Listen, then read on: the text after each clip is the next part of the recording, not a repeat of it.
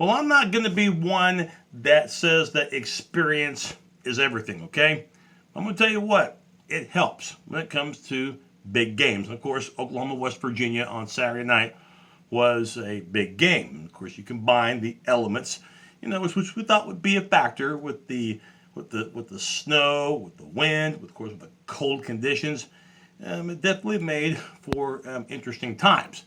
You could tell, though, so many players from that OU team of last year that won the Big 12, got to the college football playoff semifinal, those guys know what it's like to play big games. And even this year, when the Sooners failed test against Houston and Ohio State, you have a feeling that they learned a lot from it, okay? That they were humbled in those losses. And in the case of Ohio State, it was a real true butt kicking. West Virginia, lately hasn't had those big type games, okay? Biggest game that they had this year, they failed the test against Oklahoma State. So when you watch this game from the beginning, Oklahoma just had that confidence about them, okay? And they stuck with the game plan. And even if weather wasn't a factor, I don't think they would have buried their game plan that much in terms of the ground attack. Baker Mayfield only threw the ball 15 times in this game. Only 15 completed 9 passes, a couple of touchdown passes, ran for a couple, and had an interception. For the most part, this was the Samaje, Perrine, and Joe Mixon show. Both over 100 yards tonight, both with 3 combined scores. In the case of Joe Mixon, he was a big threat with over 6 yards per carry. Give credit to the OU offensive line, establishing control of the game early. And you can look at any stat you want in this game. Of course, West Virginia, they'll kick themselves for those 4 turnovers, including 2 in the second quarter, both deep in OU territory. Biggest stat to me, and I will, until it's proven to me otherwise, you can't ever underestimate time of possession. The Sooners had nearly 40 minutes of possession, almost 40. That, my friend, is unbelievable. When you have the ball at a 2-to-1 ratio longer than your opposition, does 2 things, obviously. One, keeps West Virginia's offense on the sideline, okay, which is perfect, right?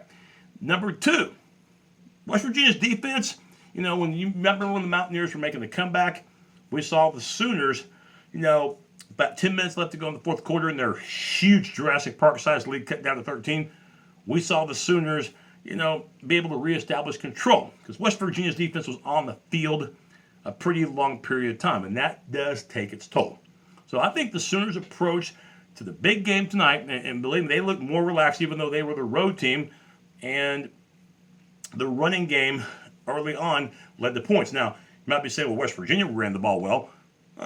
In the first quarter, they didn't. In fact, the first 3 possessions that West Virginia had, Sooner defense stepped up.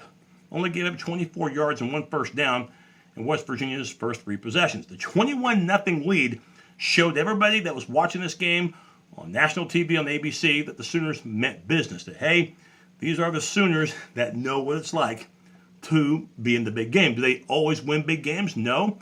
But they've had their fair share of wins when it comes to these seniors, when it comes to these juniors who know just from last year alone what it's like to play in big games and sometimes come through in the clutch. And even when they don't win the big games, learning from them. And to me, experience, although it's not everything, does count. In the first quarter, the Sooners really made their stake, their claim that they were going to win this game. Up 21-0. West Virginia's ground game got going in the second quarter. A couple of long drives, but didn't do you any good when you play undisciplined football and you cough the ball up.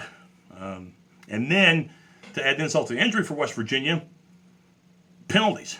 They had some costly ones, some big ones, some 15 yards, roughing the kicker, having a late hit. I mean, just stupid ass stuff that, will lose you ball games, okay? It will aid to the hole that you've already dug. The first half, the Sooners up 34-7, a near perfect half for those guys. Offensive line did their job. Defense in the first quarter, did their job with, Jordan Evans. And second quarter, they did bend quite a bit as, West Virginia's Offense finally settled down and was moving the ball. But once again, they only had one score in that first half, and that was very, very late.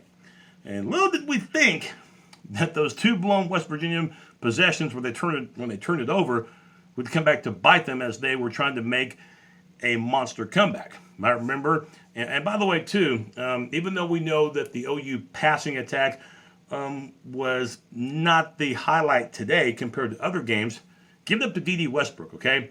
OU's second touchdown, third down situation, Mayfield finding Westbrook, and you can call it great athleticism, poor tackling by the Mountaineers, but Westbrook with another big play and a touchdown for him, and another 100-yard receiving game, making his claim as the best receiver in college football.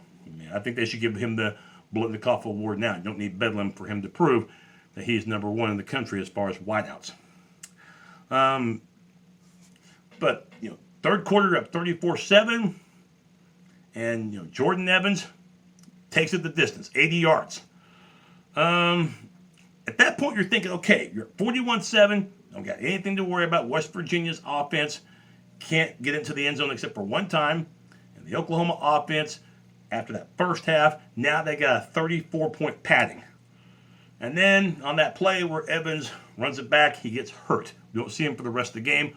Hopefully he'll be ready to go in 2 weeks for Oklahoma State. And, 41-7, OU's got the ball, third quarter, Mayfield throws a pick. Unbeknownst to us at the time, but beknownst to us later, that would begin West Virginia's rally. They would make the game interesting. They got it down to 13. But this time, instead of the ground attack saving Oklahoma, it was Baker Mayfield's arm with 10 minutes left to go. The fourth quarter, OU now only up 13. Big third and long play.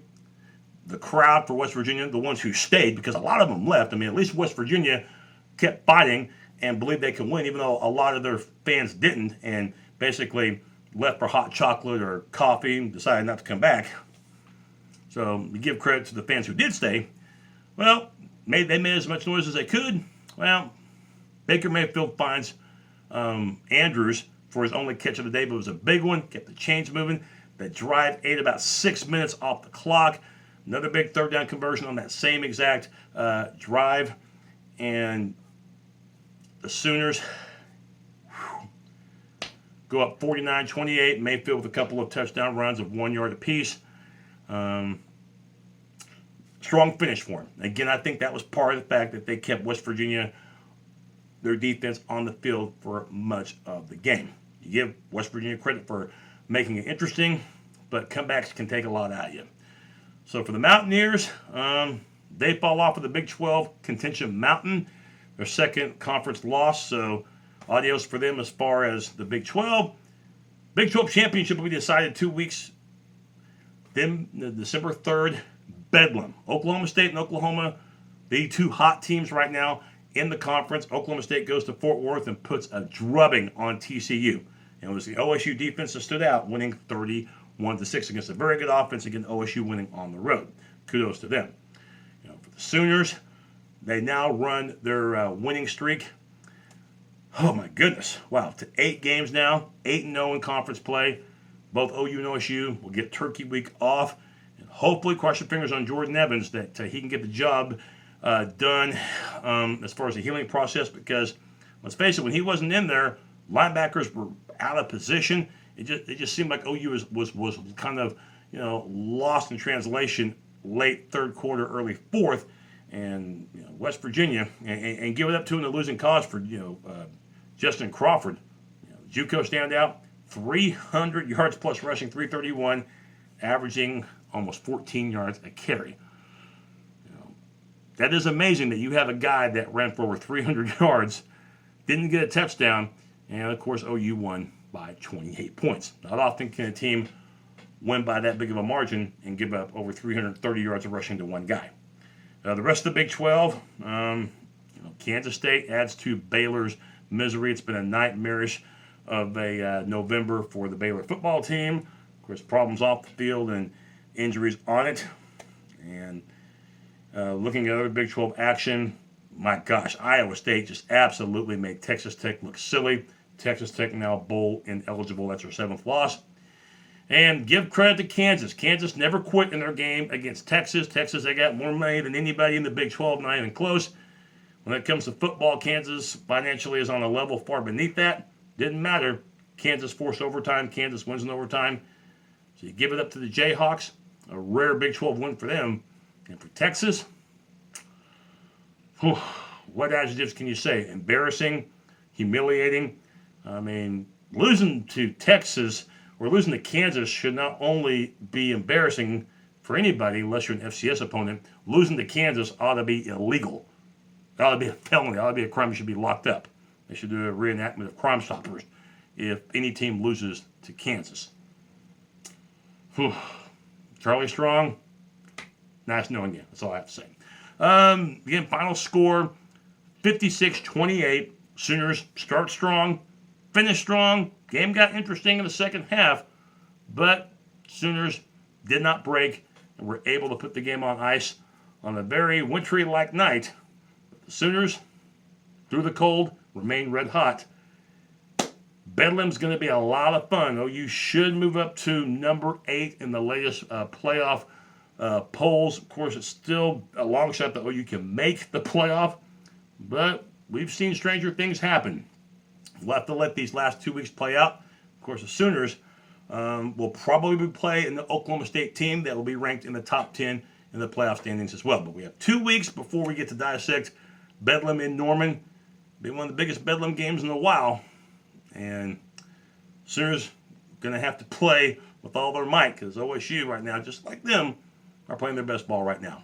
Congrats to the Sooners. Big win. They take care of the elements. Take care of those Mountaineers. Boomer Sooner.